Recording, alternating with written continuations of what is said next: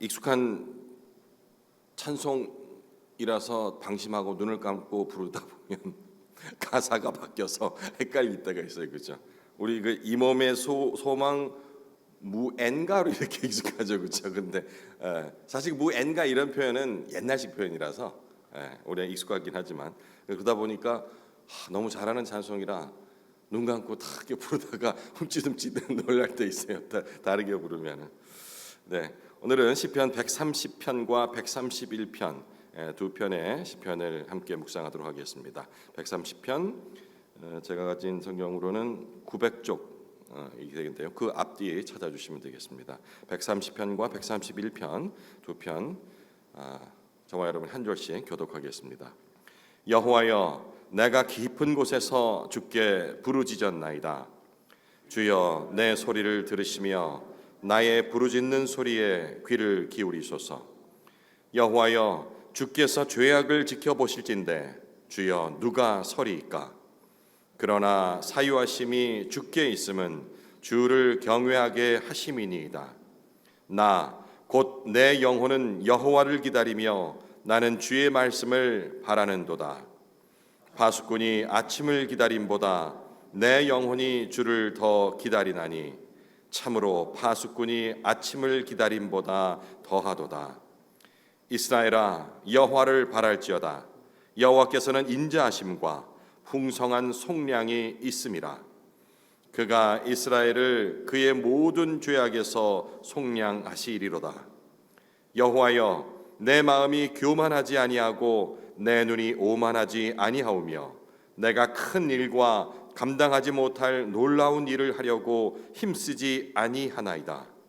실로 내가 내 영혼으로 고요하고 평온하게 하기를 젖된 아이가 그의 어머니 품에 있음 같게 하였나니 내 영혼이 젖된 아이와 같도다. 이스라엘아, 지금부터 영원까지 여호와를 바랄지어다. 아멘. 우리 이제 신앙이라는 그런 명제 앞에서 가장 먼저 떠오르는 것은 우리가 하늘을 소망을 하기 때문에 그 높은 곳 이런 것과 신앙은 굉장히 높은 곳과 연결되어 있을 듯한 그런 선입견을 먼저 갖게 되죠, 그죠?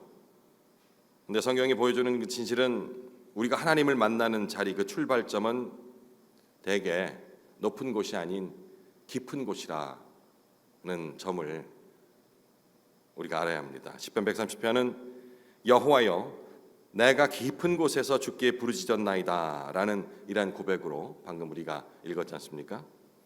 깊은 곳이 어딜까요? 이 깊은 곳은 죄책감일 수도 있고요.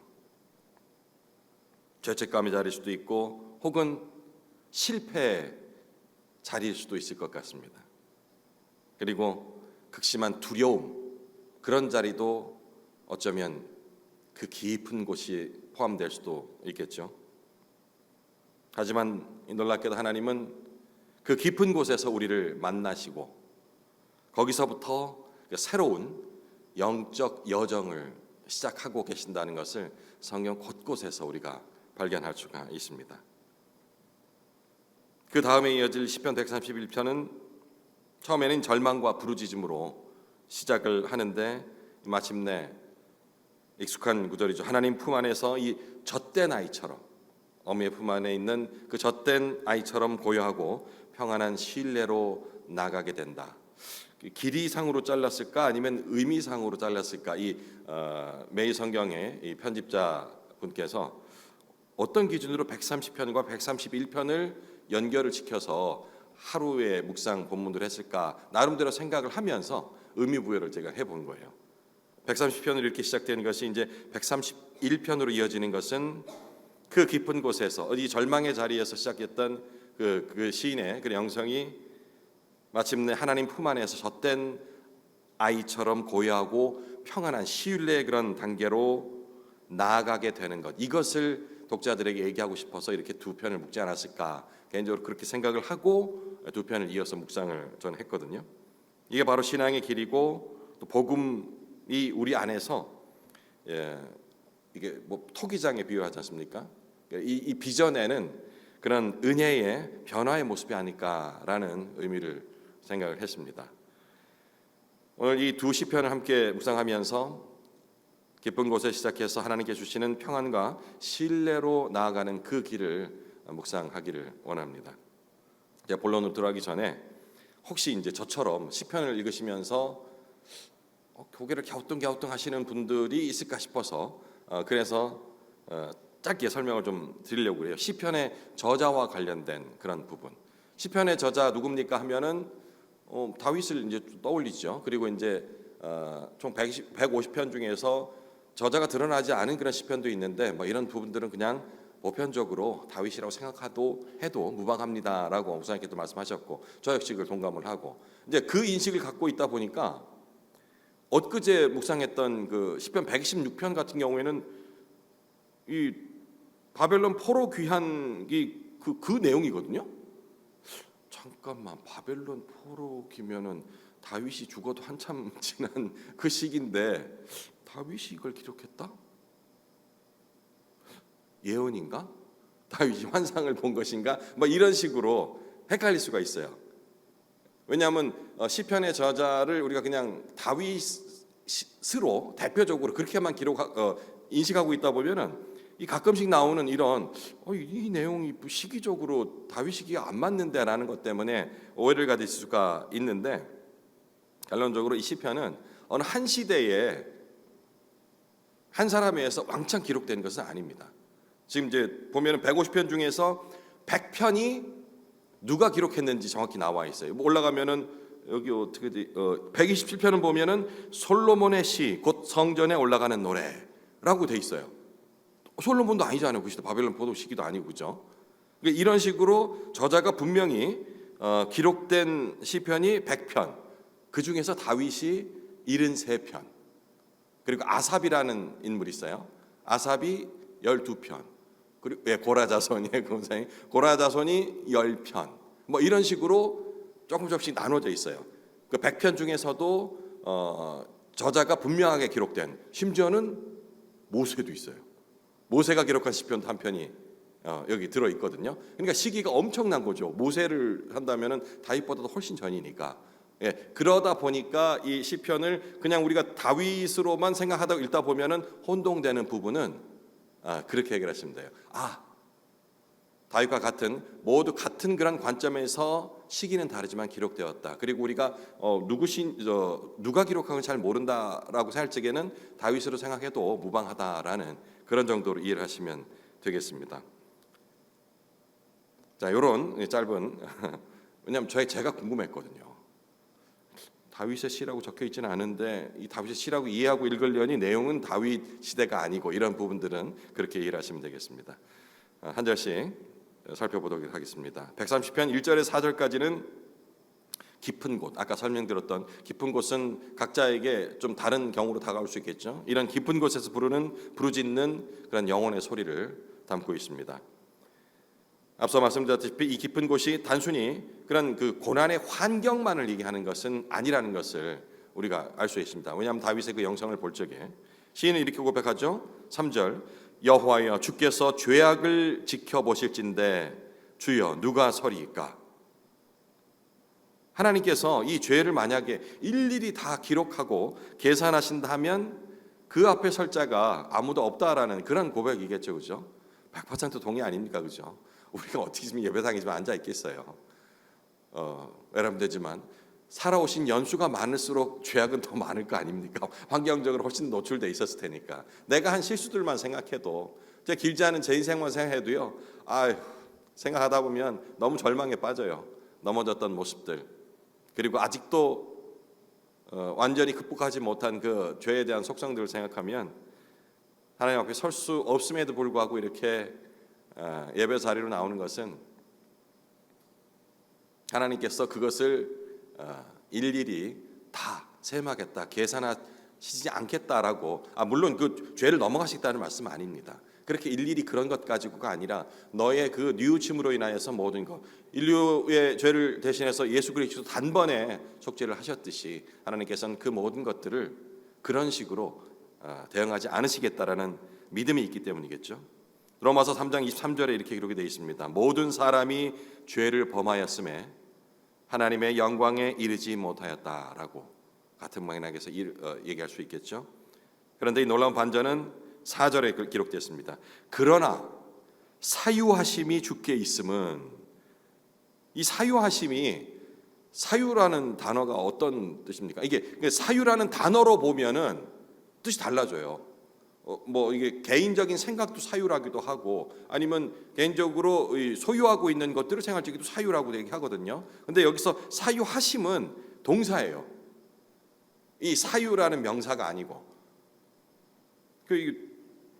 이 무슨 뜻인가 봤더니 용서하심을 이렇게 어렵게 번역을 해놨네요. 예.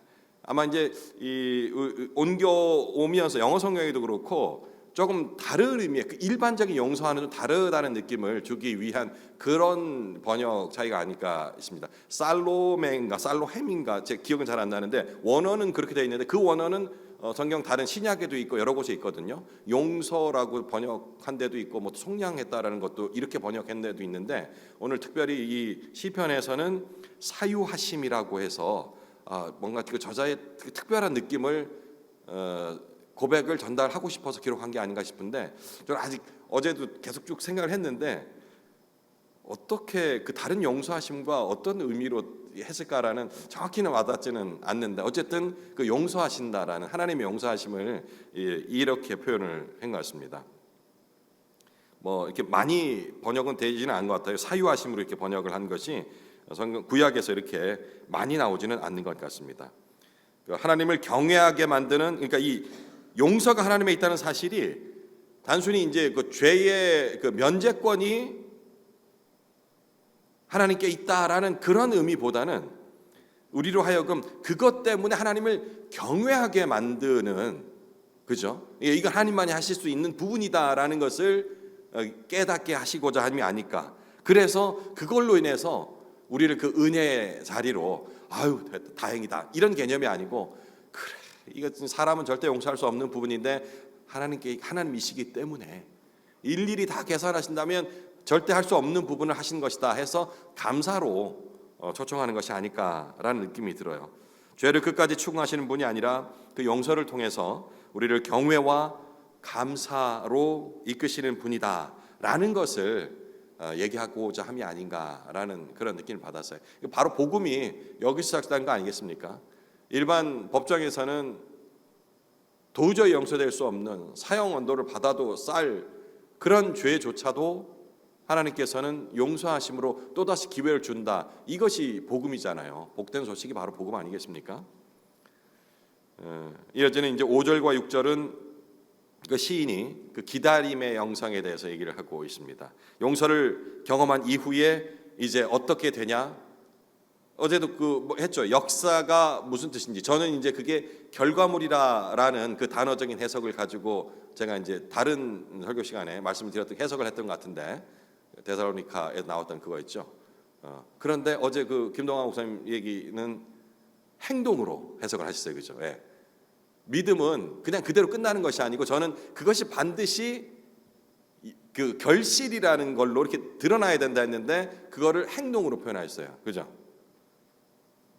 여기는 이 시인이 용서를 경험한 이후에 그는 기다리는 신앙으로 열매 혹은 행동, 기다린다는 게 무슨 행동이 가만히 있는 거지. 근데 우리가 성경에서 말하는 기다림과 잠잠하다라는 이런 뜻들은 그냥 일상적인 가만히 있는 상태가 아니라는 거를 제가 설명드렸잖아요, 그죠? 잠잠하다라는 것은 아무것도 하고 있지 않는 상태가 아니고 내 마음속에 하나님께서 임재가 임해서 평안이 임한 상태, 그걸 위해서 끝없이 전투를 하고 안에서는 내면적인 전투가 일어날 수 있어요. 하지만 그것이 바깥으로서는 막 경망스럽게 나타나는 것이 아니라 잠잠함으로 보일 수 있다라는 이런 의미가 있다 했잖아요. 지금 시인은 용서를 경험한 이후에 하나님을 기다리는 신앙으로 나가는 모습을 얘기를 하고 있어요. 5절, 나 곧 내 영혼은 여호와를 기다리며 나는 주의 말씀을 바라는도다. 용서의 은혜를 입은 사람은 바로 이런 기다림의 신앙으로 이어질 수 있다라는 겁니다. 기다리며라고 이 번역된 것이 히브리어를 보니까 이 카와라고 지금 적혀 있거든요. 이 카와라는 뜻이 방금 말씀드렸다시피 느긋하게 그래 내 할 거 다 했으니까 이제 주님 이제 저에게 말씀하옵소서 그리고 행하시옵소서 이런 식의 느슨한 그런 기다림이 아니고요. 이 카와라는 단어를 보니까 긴장 가운데 아주 팽팽하게 바라보는 상태를 카와라고 얘기를 한대요. 느낌 다르잖아요, 그죠? 느긋하게 뭐 앉아가지고 내 할 일은 다 했으니까 뭐 마음 편안하게 이 개념이 아니고 아주 긴장된 상태에서 그러니까 제가 이제 이걸 어떻게 설명할까 하다가 비유를 드려볼까 하는데 파수꾼을 생각하면 딱 좋을 것 같아요. 파수꾼은 아시죠, 그죠? 파수꾼이 뭔지. 파수꾼이 아침을 기다리듯이, 그죠? 여기는 밤은 길어요. 이 파수꾼은 뭐냐면 적이 침공하느냐 안 하느냐를 일종의 불침번이 될 수도 있고요. 보는 거예요. 다른 사람 다 쉬고 있더라도 기다리는 거죠. 근데 그 느긋하게 기다리는 게 아니에요. 눈은 굉장히 피곤하지만 이 파수꾼은 결코 잠이 들 수는 없는 상태. 하지만 확신하죠. 이 파수꾼은 이 어두운 상태 이것은 분명히 끝이 있다. 새벽은 반드시 올 것이다. 그 기다림은 불확실함이 아니고 반드시 다가올 그런 약속으로 파수꾼의 마음은 그 밤을 견뎌내는 거겠죠. 기다리는 것이겠죠. 우리 신앙이 바로 그런 것이 아닐까 싶습니다. 내가 예수 믿었으니 반드시 천국 갈 거야. 예, 그렇겠죠. 근데 예수를 제대로 믿어야죠. 제대로 믿으려면은 성경을 알아야 됩니다. 그냥 내가 예배, 헌금 생활, 그리고 뭐 있던 눈에 보이는 것들 많이 이것이 아니고 하나님을 바로 알아야 돼요. 하나님이 바로 말씀이기 때문에 그것을 제대로 이해 못하니까 예수님이 오셨잖아요. 말로 안 되니까 예수님이 직접 삶으로 보여주셨던 것, 이것을 우리가 날마다 묵상하면서 알아야 되는 것이죠. 예, 그래야지 이 기다림이 유한한 것임에 대한 소망, 확신, 재림에 대한 소망을 갖게 되는 것입니다. 응답이 지연되는 것 같고 기도해도 해결되지 않는 것 같은 이 깜깜한 밤과 같은 이 시간을 기다리는 그런 영성이 우리에게 있어야 한다는 얘기가 되겠습니다. 이제 130편 7절과 8절은 이제 공동체의 이 모습으로 기도로 확장이 되죠. 7절 이스라엘아 여호와를 바랄지어다. 이스라엘아 공동체를 얘기합니다. 교회를 얘기하는 겁니다. 여호와께서는 인자하심과 풍성한 속량이 있음이라. 인자하심은 뭐 잘 아시죠? 헤세드라는 단어입니다. 이 헤세드는 그 언약적 사랑이라고도 우리가 얘기를 하지 않습니까?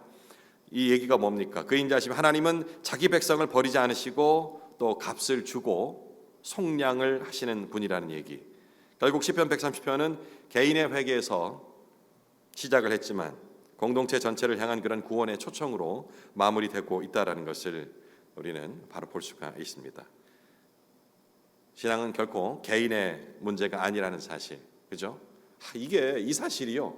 저도 그렇고 길지 않은 인생 살면서 신앙생활을 쭉 하면서 저도 어떤 쪽에는 뭐 솔직하게 말씀드리면 공동체로부터 공동체라 해야 될까요? 또 다른 개인으로부터 상처를 받아요. 그 사람이 상처 줄 의도가 있었건 없었건 중요하지 않고 그냥 제가 뭐 그 말이나 행동이나 눈빛에 상처를 받아서 스스로를 위로하는 방법.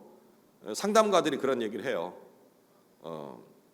너무 자꾸 주위로부터 상처를 받는 사람들을 일단 치유하기 위해서는 그 사람들을 네가 그냥 끊어버려, 외면해버려, 손절해버려. 그 말을 통해서 개인의 회복들을 먼저 심리적 치료를 시작하거든요. 그러니까 처음에는 나 이렇게 가지고 사회생활을 어떻게 할까라는 염려 때문에 괴로워하는, 그래서 뭐 장애 뭐라 해야 될까, 우울증 뭐 이런 것들을 앓는 사람들을 치료하는 방법이 그렇게 자존감을 먼저 세워주는. 그러니까 네가 끊어버리면 돼, 안 만나면 돼, 선택권은 너에게 있으니까. 그리고 그렇게 개인적인 부분을 부각을 시켜요. 그런데 이건 첫 단계일 뿐이에요. 우리가 믿음을 갖게 되는 것도 개인적으로 시작을 하게 됩니다. 개인의 어려움 때문에 이것을 돌파하기 위한, 제가 권사님들 이렇게 모시고 다니다 보면은 살아온 얘기를 하시잖아요. 처음 교회 나온 그 배경을 말씀을 하시고 들어보면 다 하나같이 개인적인 거예요. 너무 힘들어서 힘들어서 이걸 어떻게 해결해 볼까 해서 예배당을 찾았는데 거기서 개인적인 하나님을 만나게 되고, 그런데 그 신앙이 점점 커가면서 이제는 나 개인이 아닌 공동체를 통해서 하나님께서 뭔가를 응답을 하시고 또 이루어 가시고 결과물을 만드시는 거야. 이걸 깨달아가는 게 신앙의 여정이고, 또 다른 말로 성화의 과정이라고 하지 않습니까? 이걸 항상 잊지 말아야 돼요. 그런데 잊지 말아야 되는데 저 역시도 자꾸 개인적으로 생각할 때가 있어요. 뭐 말 안 보면 그만이지 뭐. 같은 공동체를 하더라도. 그러니까 이게 위험한 생각이라는 거. 그죠? 지금 이 시인이 개인의 그 깊은 곳에서 시작한 그 하나님과의 만남을 통해서 결국은 공동체로 이어지는 것이, 이게 신앙의 기본적인 프로세스라는 거 항상 잊지 말아야 됩니다. 이제 131편으로 넘어가겠습니다. 1절. 다윗이 이렇게 고백하죠. 여호와여, 내 마음이 교만하지 아니하고 내 눈이 오만하지 아니하오며 내가 큰 일과 감당하지 못할 놀라운 일을 하려고 힘쓰지 아니하나이다. 신앙은 단순히 이 죄 사함을 받는 것으로 끝나지 않죠. 이것은 어찌 보면 시작이라고 볼 수 있어요.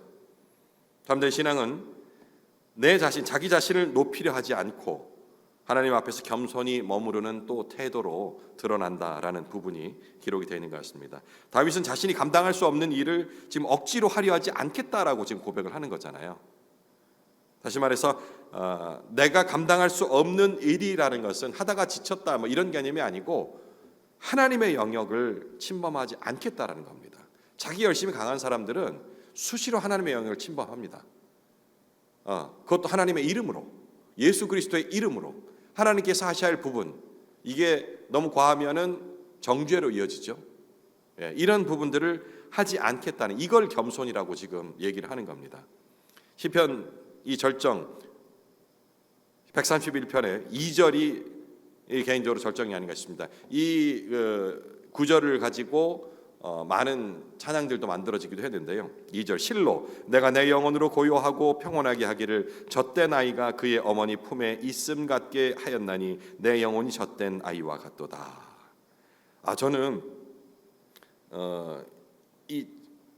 오늘 이 묵상하기 전까지 젖된 아이에 대한 인식이 조금 잘못되어 있었던 것 같아요. 여러분은 지금 이게 젖된 아이가 그의 어머니 품에 있음 같게 하였다, 이거 여기서 뭘 생각하십니까? 저는 그냥 이 안전하게 이 어머니의 품 안에 있는 그런 아무것도 할 수 없는 나약한 존재 뭐 이런 식으로 이해를 해왔거든요. 그런데 이 오늘 본문을 이번에 이렇게 묵상하면서 젖된 아이라는 의미가 그냥 이렇게 아무것도 할 수 없는 이 개념이 아니고 젖먹이 아이와 젖된 아이, 이걸 구분한 것 같아요. 젖먹이 아이는 어떻습니까? 다들 아이들 키워보셨으니까, 그죠? 언제 울죠? 배고파서 젖달라고. 근데 젖된 아이는 더 이상 뭐 젖달라고 뭐 이 개념이 아니에요. 어디서 그 평안을 느낀다 하냐면 젖을 먹음으로 평안을 느끼는 게 아니고, 젖은 뗐으니까 이제 어머니의 품 안에 있는 그 자체에 평안을 느끼는, 이 얘기를 하는 거라는 생각이 들더라고요. 젖을 뗀 아이, 이제는 뭔가를 먹어야지 되는 그런 상태가 아닌, 그냥 먹는 거 그게 아닌, 젖을 먹기 위해서가 아닌 어머니의 그 순수한 품 안에서의 안도감을 느끼기 시작할 그때가 바로 젖된 아이. 무엇을 공급해 받아서 뭐 이 느끼는 그 감정이 아닌 젖을 뗀 상태에, 이제는 젖을 의존하는 상태가 아닌 아이. 그 아이가 원하는 거는 어머니의 그 품, 젖을 줘서가 아니고, 이제 젖은 더 이상 필요 없잖아요. 하나님께서 무엇을 주시냐 보다 하나님 자신이, 어머니 자신이, 어머니 품 안 자체가, 그걸 우리 영적으로 해석하는 거죠. 하나님 그 자신이 우리의 만족, 젖된 아이의 만족이 되듯이 우리가 젖된 아이와 같이 만족하는 그 상태, 뭔가를 주십시오라는 기도가 아닌 하나님 품 안에 있다는 사실을 내가 깨달음으로 은혜를 입습니다라는 고백, 이게 이런 뜻이 아닐까 싶어요. 젖된 아이라고 굳이 표현하는 것이 이번 묵상하면서 제가 깨달았던 그런 내용이기도 합니다. 이제 130편 3절입니다. 마지막으로 다윗은 역시 공동체 이렇게 권면하죠. 이스라엘아, 지금부터 영원까지 여호와를 바랄지어다. 개인의 평안이 공동체의 소망으로 확장되는 것, 이걸 계속 봐야 합니다. 시편뿐만 아니고 모든 성경이 항상 개인을 얘기하는 것, 시작이 개인일지 모르지만 결국 공동체로서 이루어진다는 것. 그래서 우리가 교회 공동체를 봐야 되는 거예요. 행여 누군가가 아니 그거는 형식에 의해서 있는 것뿐이지 거기에 너무 목숨 걸지 마. 물론 저도 맞습니다. 교회 이 모임 자체가 무슨 생명이라 되는 것처럼 이 자체에 필요 이상의 의미 부여하는 것은 잘못되기도 하고, 그리고 뭐 강단에 선 사람이나 누가 리더급이 자꾸 개인의 희생만 요구하고 이 전체를 위해서 당신이 희생해야 돼요. 뭐 이것도 잘못되겠습니다만은, 그러지 아니하고 개인적으로 자꾸 뭔가를 강조하는 지체가 있다 한다면, 상대할 만한 그런 영적 성숙을 이뤘다면 이 말씀을 가지고 한번 권면을 해줬겠지만, 그렇지 않다면 그 말에 너무 흔들리시면 안 됩니다. 구원은 공동체를 통해서 이루어진다는 사실 항상 기억을 하셔야겠습니다. 이 공동체란 그래요. 사랑방 여러 개 있잖아요. 우리 사랑방 최고야. 프라이드는 좋은데 다른 사랑방이나 어떤 그 모임 자체를 평가하거나 수준 차이를 얘기를 하는 그런 사랑방이라 한다면 반성해야 합니다.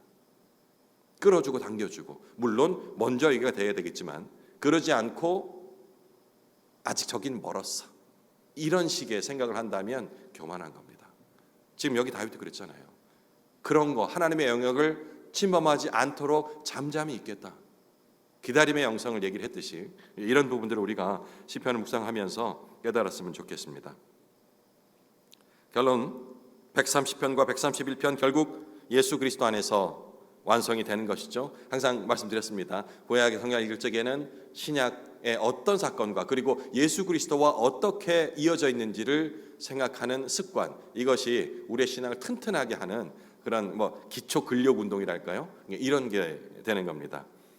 깊은 것은 바로 아까 말씀드렸습니다마는 개인적으로 생각한다면 낭망의 곳, 실패의 자리, 이런 것이 될 수 있겠습니다마는 예수님께서 십자가에 지신 우리의 그 죄의 자리라는 그런 궁극점으로 우리가 해석을 해야 합니다. 예수님께서는 우리의 죄악을 대신 지고 가장 깊은 사망의 구렁에 내려가셨죠. 하지만 그 자리에서, 그 깊은 자리에서, 사망의 구렁이 자리에서 사망이 아닌 부활로 새벽을 여셨던 겁니다. 아까 제가 파수꾼 영상도 말씀드렸잖아요. 밤, 이게 언제 끝날까 싶지만 새벽이 온다는 믿음이 있듯이 예수 그리스도께서는 부활로서 그 새벽을 여셨다는 것입니다. 그리고 131편이 말하는 어린아이와 같은 그런 젖된 아이와 같은 신뢰는 예수님께서 마태복음 18장 3절에 말씀하셨던 어린아이와 같이 되지 아니하면 결단코 천국에 들어가지 못하리라는 말과 저는 개인적으로 연결시켜 볼 수 있지 않을까 싶습니다. 어린아이, 순수함 이런 거 얘기하잖아요. 젖된 아이와 같이 이렇게 하면 될 것 같아요. 그가 스스로 할 수 있는 개념이 아닌, 순수냐 아니야 이런 개념이 아니고 스스로 할 수 없는 그런 현실적 자신의 모습을 직시하는 것이 바로 어린아이라고 해석을 하면 좋을 것 같습니다.